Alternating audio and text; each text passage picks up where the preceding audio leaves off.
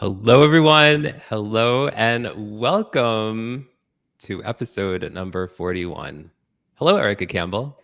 Hello. Once again, you guys didn't get to see my dancing and jamming out to the music. We're going to do that next time. We are. We are definitely. And welcome to episode number 41 of Showing Up Perspectives on Cancer.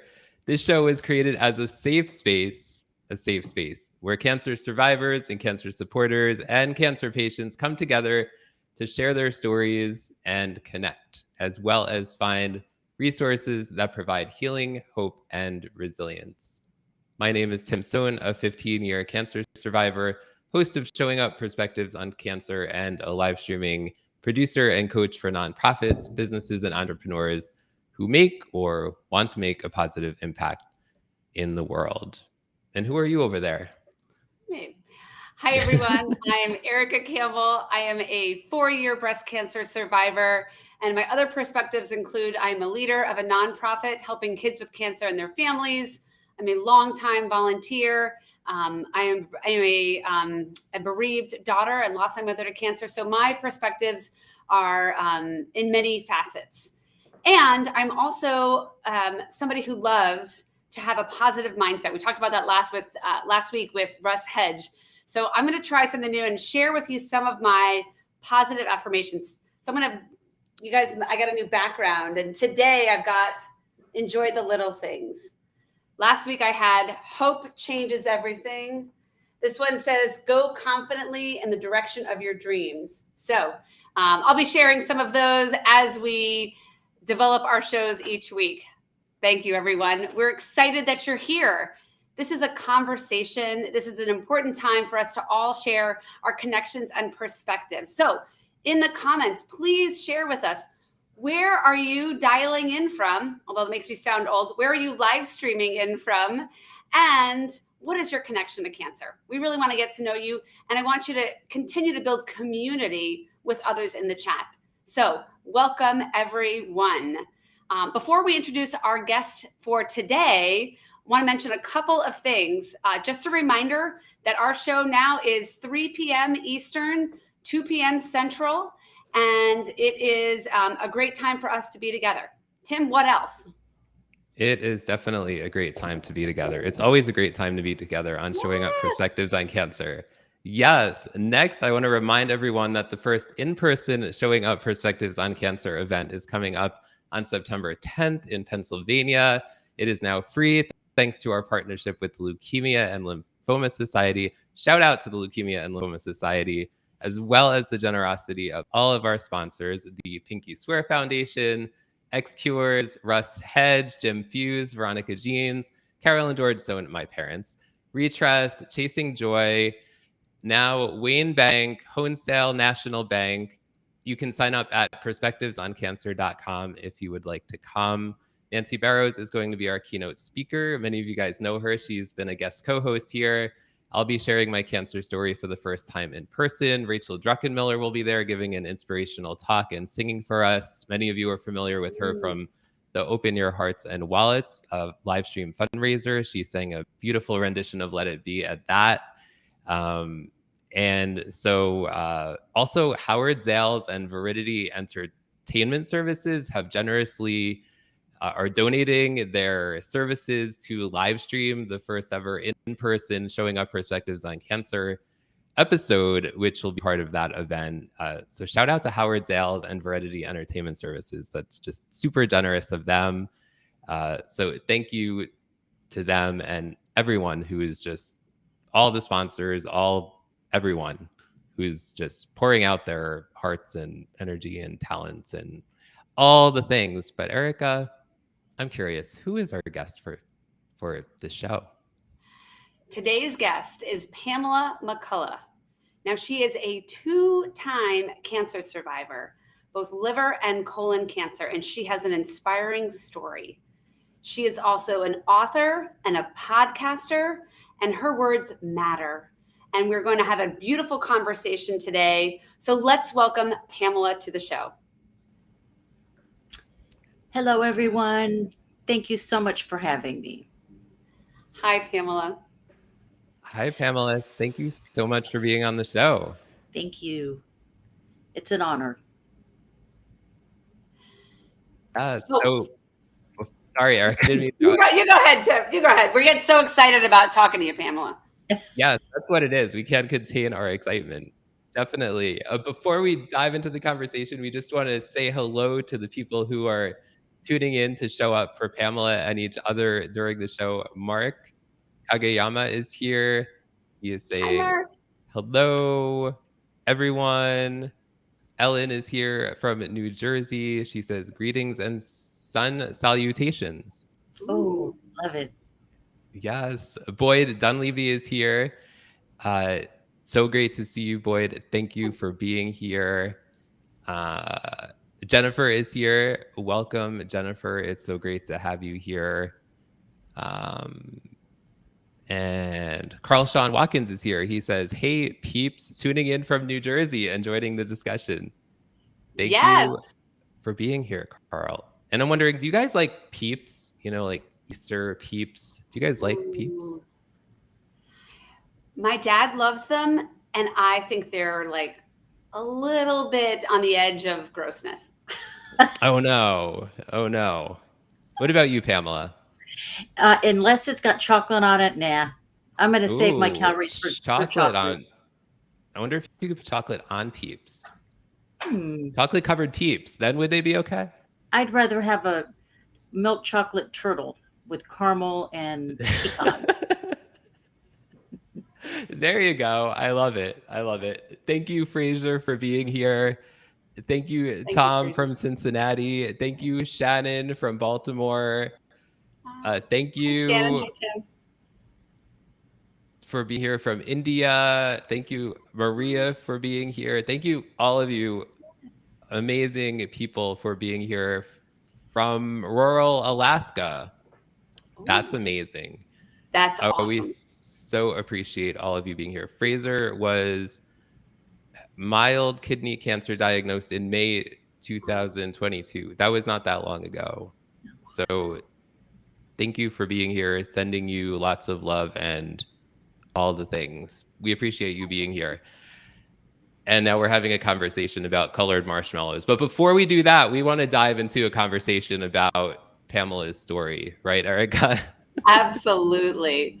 Pamela, you have a gift, and it is a story of resilience and hope. So can you walk us back and tell us about each of your diagnoses? Tell us your story and how you got here today and how you're doing today. Thank you again for having me. First of all, I'm doing fantastic. Yes. I wake up every morning just literally thanking God for a new day. And I'm just really blessed to be here. The doctors gave me 50-50 chance, which was being kind. And I really feel like my purpose was to show the doctors and to everybody else that God doesn't do statistics. There's no rule book in the bigger picture of life. So when I was 48, my stomach started getting bigger, and I thought it was menopause. So I thought that I don't want any part of this. This is not for me. I've got, I'm far too young for this.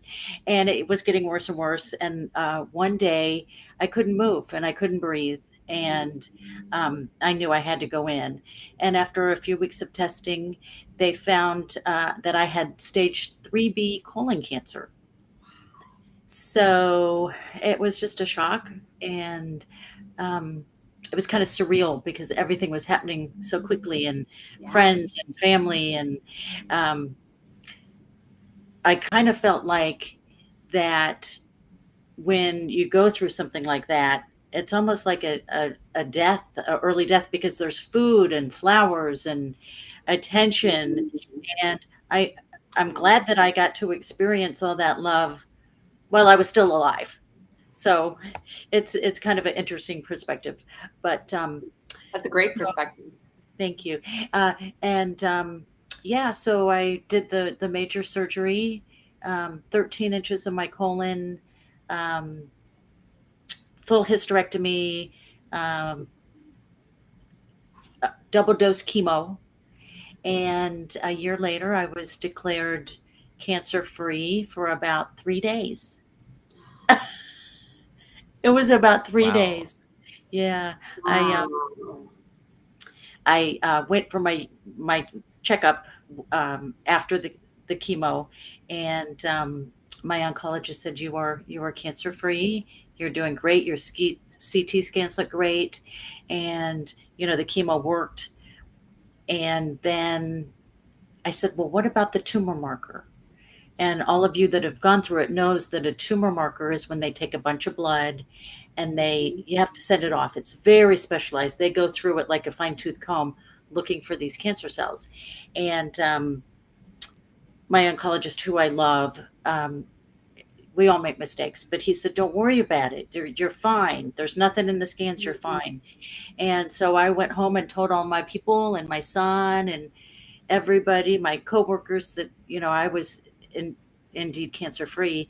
And 3 days later, I get the call on my cell phone from my oncologist's cell phone saying, the markers were very high and I needed to get back in there. So yeah, that's it in a nutshell. I went to, he sent me after that to get a PET scan, and they had found it in my liver. So a few weeks later, had half of my liver taken out. So, what a roller coaster, Pamela. It really was.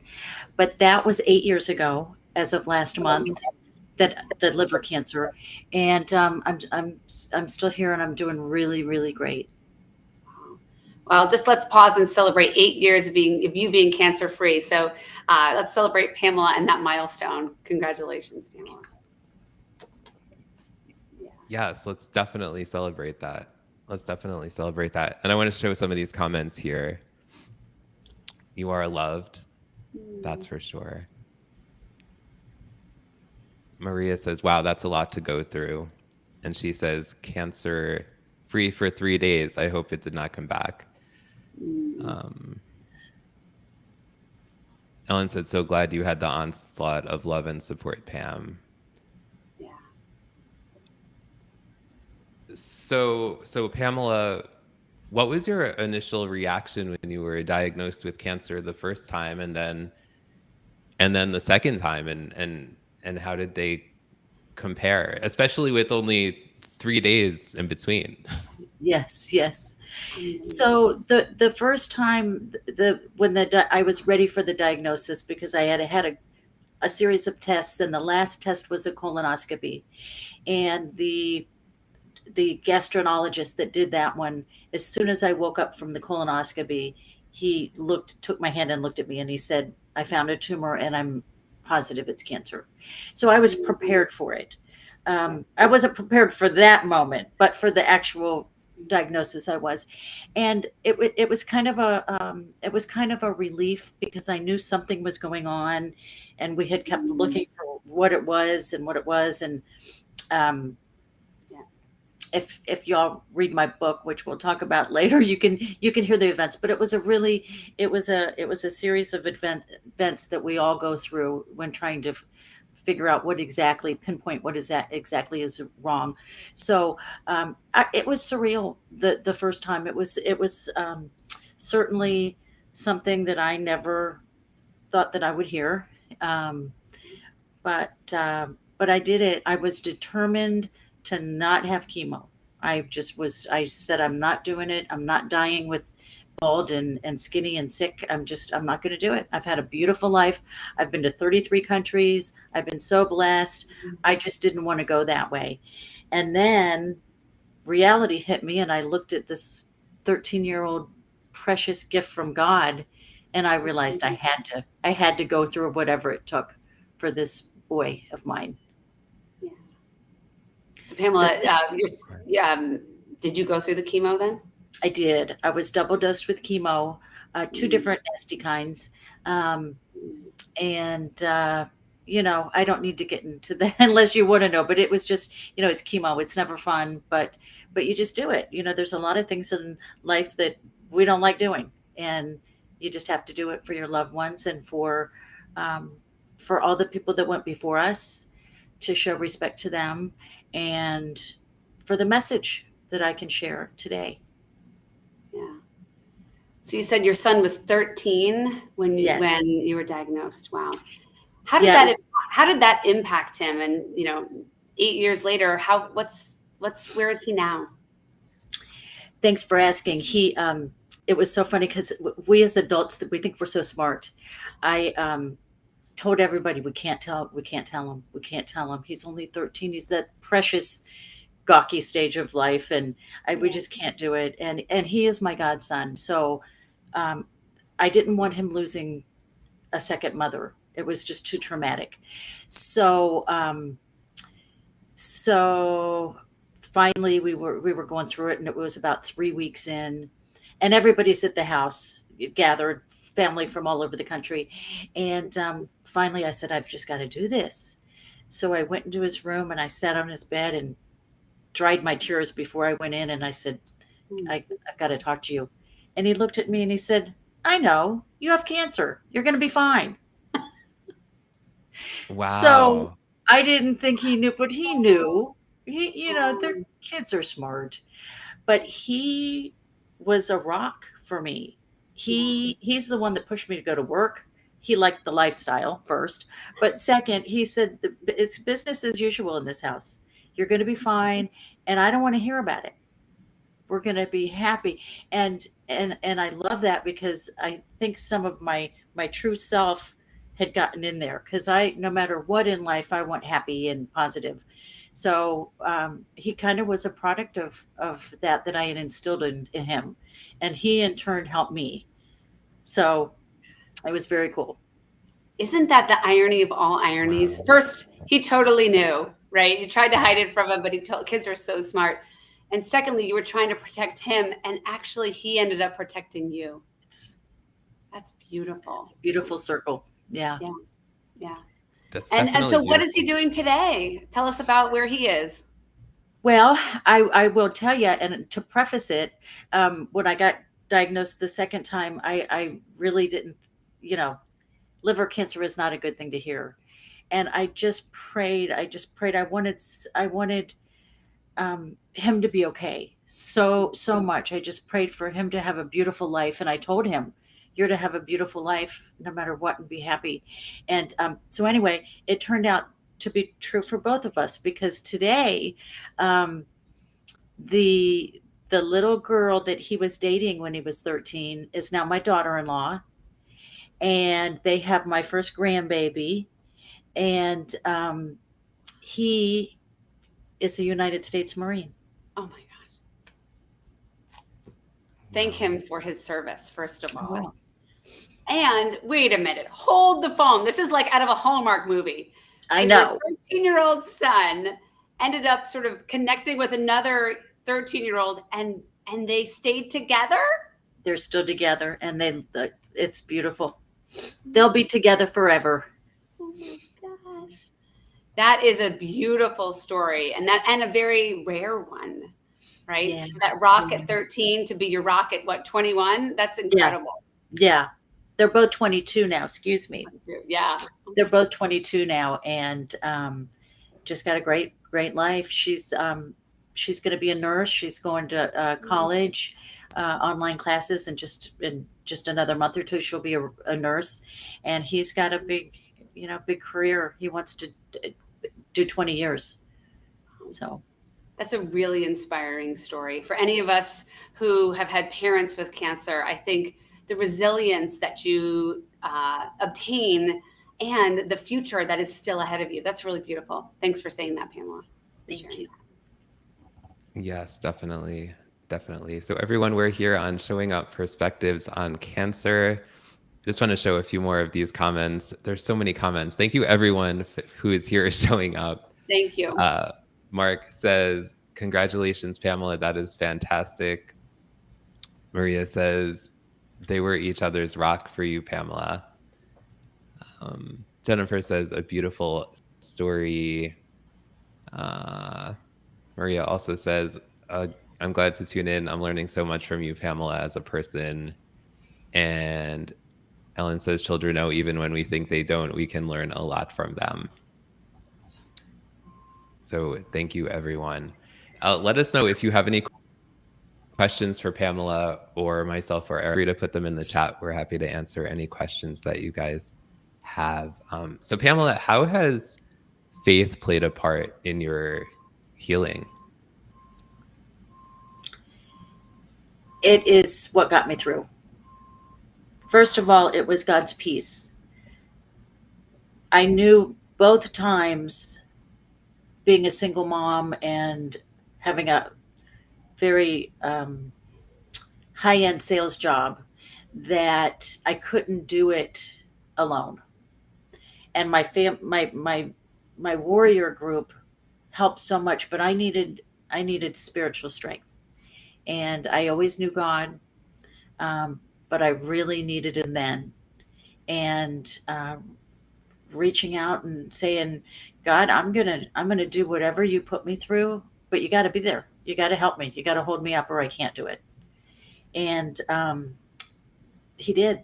So it was the biggest part of my healing and getting through 2 nasty cancers was my faith and God's peace. Had you had a strong faith? Sorry, Erica. No, you go ahead, Tim.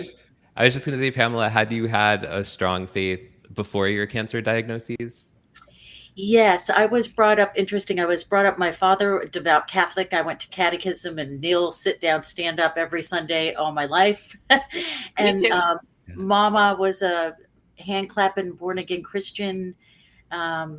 So we really, we grew up with the foundation of Christianity, which is really important to me. Now, I was also raised in the 80s. So, I'm not perfect. Anybody knows about the 80s, but I always knew that, God was real and Jesus Christ is my savior. And it was that knowledge and faith that got me through this very serious time in life. It was the biggie. Thank you for sharing that and how much it meant to you in that journey. One of the things, Pamela, that we also talked about when we were preparing for this show is that sometimes, we have others that have had a cancer journey that don't end up in the same place that don't have the survivor story. And often there's survivor guilt for those of us that have been through the cancer journey and, have come out on the other side. So tell me about your journey with survivor guilt. And I think I'd love to hear from Tim, and I've got my own perspective too. So Pamela, over to you about what is your journey in the survivor guilt spectrum? My first experience BC, before I had cancer, was I'm the youngest of 8 children, and I have 4 brothers and 3 sisters, and one of my brothers had a 4th oops child, and they just were not planning it, and everybody kept saying, she's going to do something big. She's this little girl that's about to be born is going to have the cure for cancer or something. It ended up that she got Pons glioma at age 9, which is an incurable, untreatable brain stem cancer. And they gave her 6 months, and she lived 3 years. And she passed when she was 11. And it was one of the hardest things that I had ever gone through up until my diagnosis.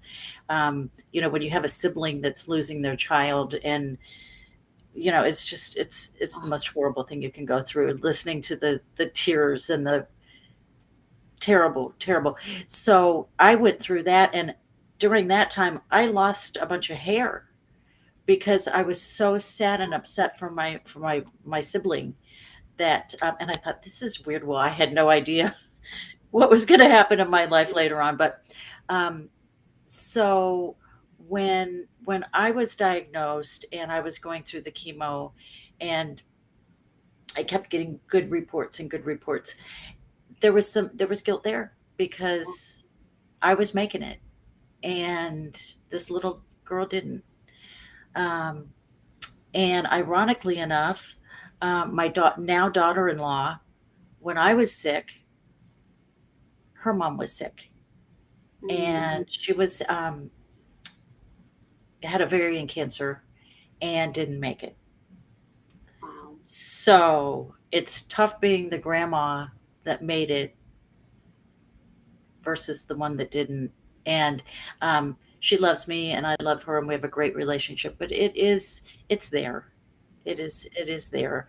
And I don't have guilt. I have questions on why. Yeah. Why me? So every day I try to do something to better the world. Yeah. I'm curious. And, you talk about your faith. That was a big struggle of mine, was the why me and why not the other person. How did your faith play a part in that? That's a great question. Again, I think, Erica, it's just I'm here for a reason. Yeah. It's all God's time and God's plan. And He knew when I was going to go before I was born. So I have to, it's kind of like the story in the Bible of the father that gives the talents, the money to each of the sons. One buries it, one squanders it, and one invests it. I have life, so I have to invest it. So it did play a big part in I'm, for some reason, I'm here, and I've just got to keep finding it. Yeah. And I'll just reflect. There's probably investments you've made in your son and your daughter-in-law. So thank you for that. Tim, what about you? Erica. What are your reflections on this big, heavy question, the elephant in the room, survivor guilt? Do you have it? Do you think about it? What's your feelings, Tim? Yes. Yeah, I definitely think about it. And my journey is kind of a unique one in that my journey with cancer is one that I've been very blessed that I haven't been really sick during my cancer journey, Yeah. that I've taken oral chemo medication, but it's worked really well for me and I haven't been really sick, and that, so my guilt has kind of been in that I have felt healthy for the most part during my cancer journey. And I'm not like, I kind of feel guilty that I'm laughing. I shouldn't be laughing about it, you know? So, so I kind of have guilt over feeling healthy while having cancer, and now I'm cancer free. And, but I'm grateful that I'm healthy, that I, like the show is here and I've been able to build this community of people and we're all here together and provide hope for people that maybe aren't as healthy and will be healthy, and that kind of thing. So it's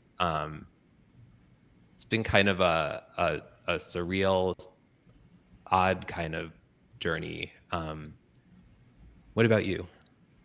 Yeah. You know what? I have a unique story too. And I think that's maybe the theme, is that survivor guilt is so unique to each individual. For me, I remember there was a friend of mine who, right after I was diagnosed, reached out to me because her wife had been similarly diagnosed with breast cancer. And we had the same nurse coordinator and the same surgeon. And, she went on her path, I went on mine. And then, a year later, I had heard that she passed away. And, so our paths had gone so separate when they started at the beginning. in fact, being very transparent, I got invited to a very intimate ceremony, which was the cremation of this woman. And so I felt so moved by what the gift I had been given to witness this intimate, 10-person gathering, but also the gift of my own life. Like you said, Pamela, like the investment that I get to make in the world, and so I sort of took that. And then at the same time, I have this other thing brewing, which is, oh, wait, am I next? Right. And what I mean by that is, as people in the cancer space, but as a human, we all hear about somebody who's diagnosed, right? I heard about somebody today who's got a child diagnosed with cancer. And I kept thinking, any bump, bruise, pain I would have, like, oh, wait, is it back? Oh, wait, is it back? And I went to therapy for that. And I had to really lean into some mantras and some mental toughness to say, cancer is unique and that's not my story, right? Because we all have to put our one foot in front of each other every day. I have to take advantage of that investment I was given in this life, and I can't be paralyzed in fear. Yeah. And so that's really been an interesting journey for me, because I work, my career is in the cancer world. So I hear stories all the time, and I have to, protect my own mental health, but also represent and recognize pain as it's happening. So it's a really interesting journey. Also, my mother, she died when I was 57, when she was 57, excuse me. And so I call this scary, beautiful math. Every time I have a birthday, I get closer and closer and closer to the age where I know she passed away. And will I exceed that? There's just a lot of feelings and emotions there. So does any of that resonate with you, Tim or Pamela, or any of our people in the community? I'd love to hear your comments. I too, Erica, sought counseling when I was going through the chemo, because I just was crying all the time and just needed something. And the therapist that I saw, I cried and told her the whole story. And she looked at me and she said, she was so matter of fact. She said, why do people think that they're entitled to a life without any problems? People have problems in life. And why do you think that you should not have that? And I was like, wow, this is interesting. And, she helped me to think, hey, I'm going to do this and I'm going to do it with my head up. And I'm not going to complain. I'm going to just take what was given to me and turn it around. Yeah. So kudos to you. And I'm glad we're both revealing, that we've had mental health therapy. Tim, did you ever seek any therapy?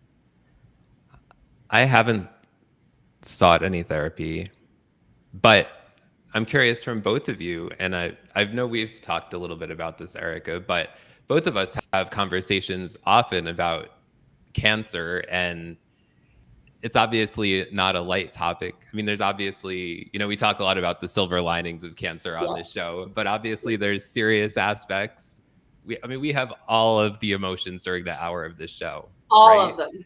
Yep. So I'm curious, both Erica and Pamela, how do you, from a mental health perspective, how do you take care of your mental health while having so many conversations about cancer? Pamela, you go first.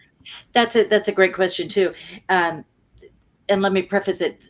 People say, well, why are you doing the podcast? Why did you write? What, isn't it over? Don't you want to move on? Well, I have no choice.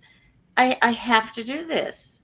It's part of who I am. And therefore, my job at this point is to give hope and inspiration to people. So it's not my whole life. Yes. I've got a lot of big life, other things. This is a part of it, but it's a part that I need to share. And so yeah, I don't know if I answered your question. Sorry. No, you did. What about you, Erica? Yeah. I mean, from the mental health perspective, like I said, I do use this mantra all the time. That's not my story, right? Because you always hear really hard challenging stories, and it's easy to assume that's going to happen to you, right? I had a pain in my left side, and I was like, oh my gosh, maybe I have ovarian cancer. And, I have to remember that's not my story, just because I know somebody with ovarian cancer. And of course, caveat, it is important to always get your checks and your colonoscopies and your mammograms. So I always plug for those. But you have to not get into your head too. And I also think about, and I'd be interested in your feedback on this one, I often say cancer is like a club that you never wanted to belong to, but at least you're part of a community. Yeah. And so there is that sense of you are not alone. And that is really comforting. For me, that's the silver lining. And I also, this is another phrase someone else gave me was, you so far, all of us here and everybody listening, we have survived 100% of our worst days. Yes. Right? Yes. And we have all, whether you've had cancer or not, you have had a really bad day. Yeah. And we all have survived 100% of them. And that one is also helps my mental health. Yes. I 100% agree with you, Erica, about the community aspect. It's definitely not a club that we had hoped to be a part of, right? No. But having those other people that can't, like, we each have our own personal story, but having connections, having friends, having connections with other people that have gone through maybe something similar, that we can relate to on some level, it certainly helps, right? Yeah. And I think What it about strips away fears, and it allows for authenticity and vulnerability. Yeah. What about you, Pamela? Do you agree? I do. I agree. I think that community is so important, and that is why I give back in another way. I don't know if you were going to ask, but if anybody would like to, I volunteer for a wonderful organization called Emmerman Angels, and it's out of Chicago, and I believe it is worldwide at this point. It started about 20 years ago, and they match cancer survivors to newly diagnosed people with the same kind of age group, the same gender, and the same cancer, so that you can get somebody that's really been there. And yes, it's a beautiful organization. And somebody had sent me, when I was first diagnosed, this organization.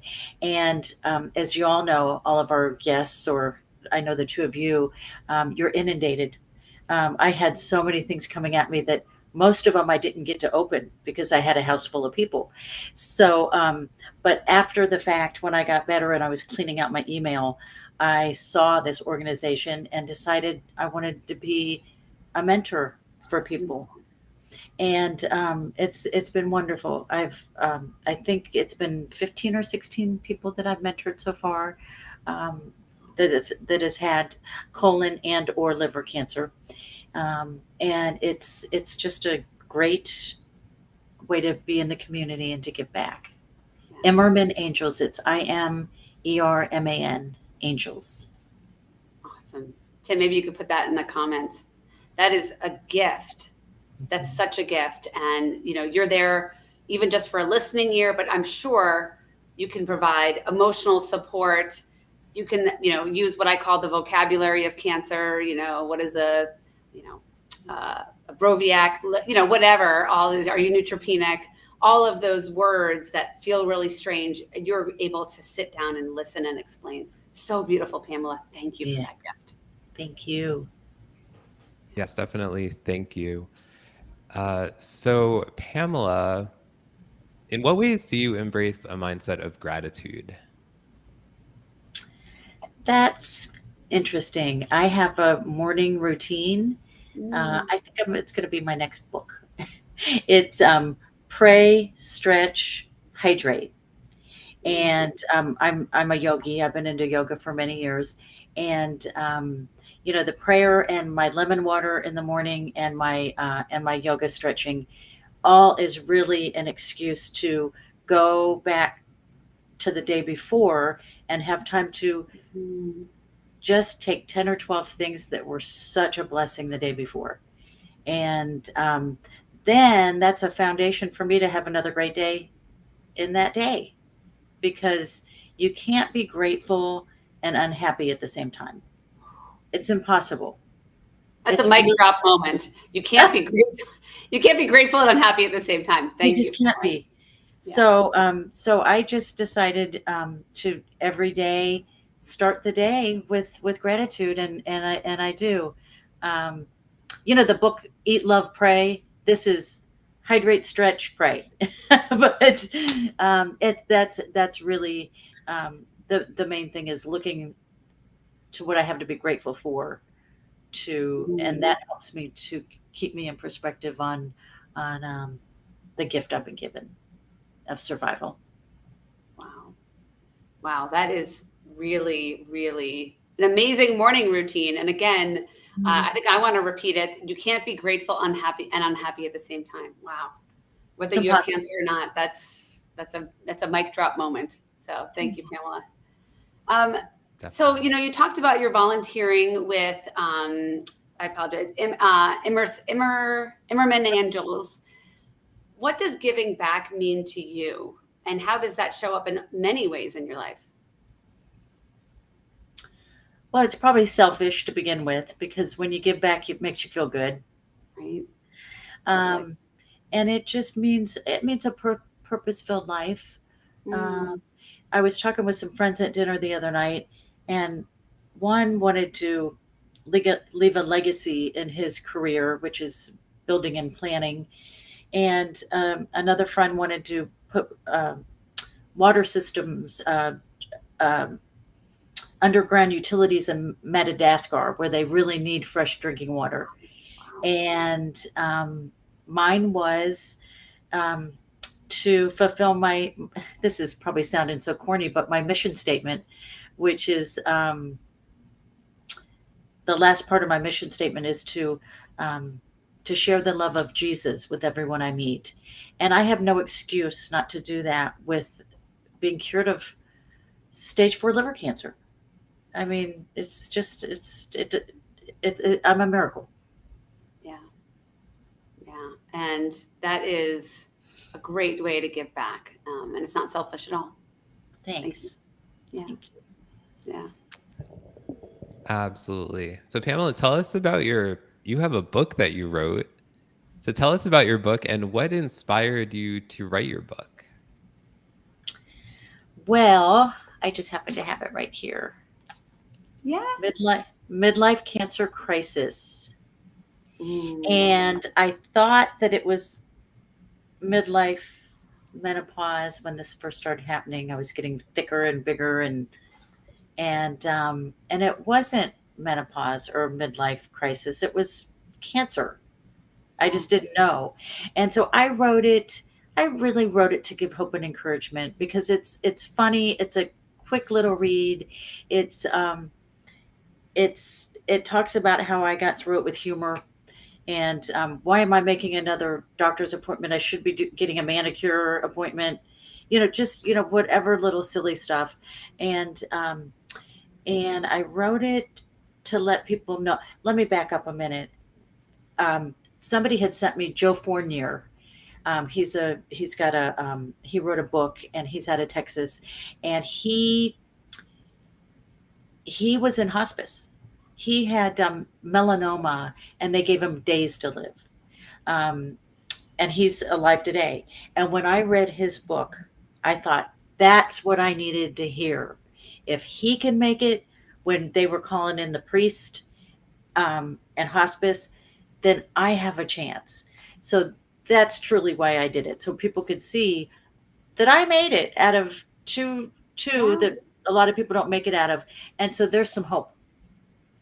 Absolutely. It's never a death sentence. Who's ever listening? There is always hope. Always. There's always a chance. And I have something else quick to say. Do I have a moment? Yeah. Okay. So a friend of mine a few years ago got diagnosed with lung cancer, and it was a very aggressive cell of lung cancer. And we were in Madrid when this happened, when she was diagnosed. And I got to tell you, the doctor told her, "You've got 18 months to live." And if this woman, my friend, died exactly to the day, 18 months from when she was diagnosed. And it wasn't because the doctor was so smart or right. It was because that's what she believed. She got that diagnosis of 18 months and she lived to the day, 18 months. She couldn't change her mindset. She could not change that was her sentence. And it doesn't have to be that way. Yeah. Mindset. Yeah. Mm-hmm. Thank you for saying that. Yeah. I brought up my other one that I took down. It says, hope changes everything. Oops, you can't see it. There you go. Hope changes everything. Yeah. Thanks for saying that, Pamela. Yeah. All right, maybe I'll swap it out. I swapped it out, but maybe it needs to go back. Yeah. Thank you, Pamela. Well, so you're an author and you have that beautiful book, but you've also started a podcast. So what inspired you to start that podcast and how did it get its name? Well, I just needed one more thing to do. So See Free Cancer Free. Okay. So my See Free name came from the second diagnosis. My oncologist had told me the news that it was in my liver, and I had left work and was crazy, and I thought, well, I'm going to go take a walk before I go home to tell my son. So I went and I walked around a big lake. I was living in Orlando at the time, and there just happened to be that night a 5K for some cancer research. And in downtown Orlando, there's always functions. So, it just so happened. Well, I was walking and I saw a group of young adults. There was probably about 10 of them. And they had these shirts on that said FUCK cancer, because they were all raising money for causes. And I looked at it and I thought, they don't even know. I know. I get this, right? I know exactly how you feel. But I would not put that on a shirt and claim it. That's not going to get me healthy. Negative does not bring positive ever. So I went home and decided, that's when I came up with the unbound ribbon for my logo, and See Free Cancer Free as a statement. Cancer free. I survived it and you can too. So that's what the logo is for, and that's my company. And so that's the name of the podcast, See Free Cancer Free. It's 2 minutes a day of positivity, and you can find it on anywhere you get your podcast. And it's just a quick thing. I tell people, when you're making your coffee in the morning, say, Alexa, play today's See Free Cancer Free podcast. Uh-oh, it's coming on. And then that way, whether you're making your coffee or you're drinking your lemon water or you're doing your pray, stretch, hydrate, whatever it is, you got 2 minutes to start your day. That's amazing. I love things in small chunks. So 2 minutes a day is totally manageable. Yeah. And I want to also repeat your other mic drop moment, which Tim posted here. Negative does not bring positive ever. So thank you for saying that. So true. Yeah. So true. So true. And if I may say, again, I hope that this doesn't sound corny and that it's just always, roses. No, there were some tough times. The hardest day I've ever had in my life was the day after my liver surgery. I was so sick. It was a very hard surgery, and I didn't think I was going to make it. And I almost didn't. I had to have blood transfusions, and it was very, very hard. So it's not all, you get a diagnosis and just think, well, no, you're right. It is work. It is a struggle and it's work, but you can do it. Whoever is listening that's fighting, I promise you can do it. You just have to do it one step at a time. Mm. That is really well said, Pamela, because I do think that, especially, all of us on the other side of cancer, it's easy to say you have a positive mindset and you'll get through it. But also each of us, I guarantee, and everybody listening who's, faced this has had that dark time. And it's not the one you always want to talk about. It's not easy, but you still get to have that mindset. Thank you for vulnerably sharing that. Welcome. It's Yeah. true. And I would love to know if, for anybody who's watching live or on the replay, for those of you who have gone through cancer or are currently going through cancer, what are some things that you have done to get through it, to get through those dark times? I'm sure that would be helpful for other people that are tuning in. We would appreciate that for sure. Tim, what's your answer to that question? That's a great question. What got you through it? Prayer. Mm-hmm. Prayer. That's a great one. And red wine. Well, my liver doctor told me, I said, do I have to quit drinking red wine? And he said, honey, at this point, you can do whatever you want. And I said, that okay. Is amazing. And I said, okay, I'm going to then. That's amazing. Oh my gosh. There you go. For Only me, the good stuff, though. I would say spending time in nature and family. What about you? Mine was music. Like sometimes I was in so much pain or agony or confusion, whatever you want to call it. I couldn't totally use the right words to describe what I was feeling. But sometimes I would just find that song that would be like, that's what it is. And it was just helpful to hear it and to put it on repeat sometimes and just know that sometimes it's just take 2 minutes at a time or whatever, how long a song is, 3 minutes. Were there certain songs, Erica, that you remember that you listen to often? The one I would think the most on repeat was In My Blood by Shawn Mendes. So listen to that one. And it's just, it talks about, giving up is not in my blood. And you just you belt it out. It's like, it isn't in my blood, and so it's like that rage of giving up is not in my blood, even though I wanted to give up. I was in so much struggle and pain. So that was, by the way, I'm a terrible singer. I love music, terrible singer. It's a challenge in my life, but I think we want to hear more of your singing in future episodes. I know. Now you open that right up, Erica. Let's hear it. Now that you said that. It's so bad. Check out that song if you need some inspiration. Yeah, I will. Yes. Well, thank you so much for sharing. So, Pamela, as we near the end of our conversation here, thank you. First of all, thank you so much for sharing your story with us. And so, what advice would you give to others who have been recently diagnosed with cancer? Get to know your Lord. Find out what you believe in, and hold on to that, and hold on tight. Call up Emmerman Angels and get a mentor, an angel, somebody that can be there for you. Do yoga. Do yoga. I got to tell you, going through the chemo, I got into hot yoga because I wanted to sweat out all the toxins out of my body. And it is one of my favorite things I do now. I love it. So get some movement in your body. Of course, check with your doctor. You don't want to do anything that if you're under physician's care, you want to check with your doctor.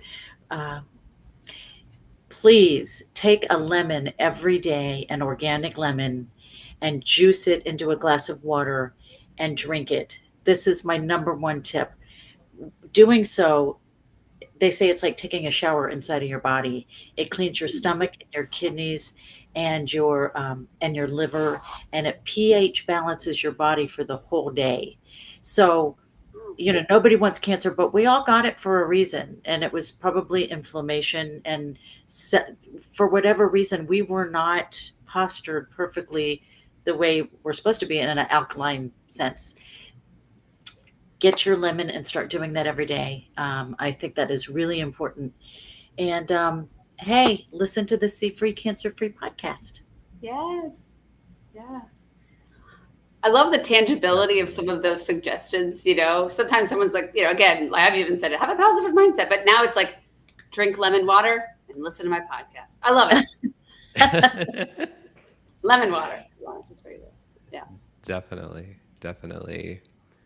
Well, thank you, Pamela. Erica, anything else you want to say to Pamela before we... Thank you so much, Pamela. I really have enjoyed this conversation and the deep vulnerability that we get to create and community. Thank you. Thank you, Erica, so much. And thank you for what you do for Pinky Swear.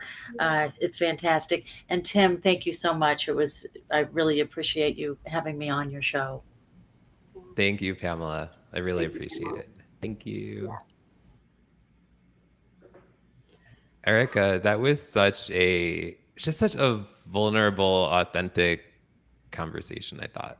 What do you Unbelievable. With several mic drop moments, that's... Yes. And those, when you get the goosebumps, and yeah, I really enjoyed that. Mm-hmm.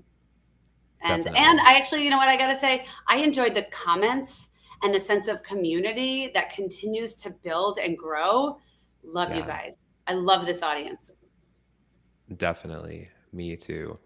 Speaking of the audience, if you are someone in the audience, whether you're live or on the replay, and if you want to be a guest on the show, if you have a connection, a perspective on cancer, and you'd like to be on the show with us here on the stage, we would love to have you on the show. Feel free to reach out to me, send me a direct message. If you're a survivor, you have a family member who's a survivor, you have someone who's passed in your family, you have a nonprofit, you work for a nonprofit, you volunteer for a nonprofit, you're a medical professional, you're an author, some other connection to cancer, please reach out. We'd love to have you on the show. Definitely. Also, a reminder that the in-person Showing Up Perspectives on Cancer event is now free and coming up on September 10th. Which is not that far away, Erica Campbell, here in Pennsylvania. It's only a few weeks away. Yeah. Only a few weeks away. Where did summer go? I can't believe it's almost September. I know. School only starts in a few weeks here. Yep. When does school start where you are? August 29th. So less than 2 weeks. Crazy. Yeah, somewhere around there here too. That is crazy. So you guys can sign up at perspectivesoncancer.com. We already have people signing up from Canada as well as all around the United States, from California to North Carolina to Pennsylvania to all over the place. So excited to have that event coming up on September 10th. It's a global movement now, Tim. It's a global movement. It is a movement. Yes, it's definitely a movement. So Erica, who is our guest next week on Showing Up? Next week, our guest is cancer supporter Katie Gaspari. So please join in next week, 3 p.m. Eastern on Tuesday, 2 p.m. Central. Definitely. And thank you everyone for tuning in to another episode of Showing Up Perspectives on Cancer. A reminder that next week's show is once again, and for the foreseeable future, at 3 o'clock Eastern time. We're going to go out the same way that we come in every week here on the show. And now we're going to dance. Right, Erica Campbell? Oh, yes. It's a dance party. If you're in your office, you're at home, just get out of your chair and just dance a little. Here we go. Nobody needs to know. Shh. Here we go. Bye, you guys.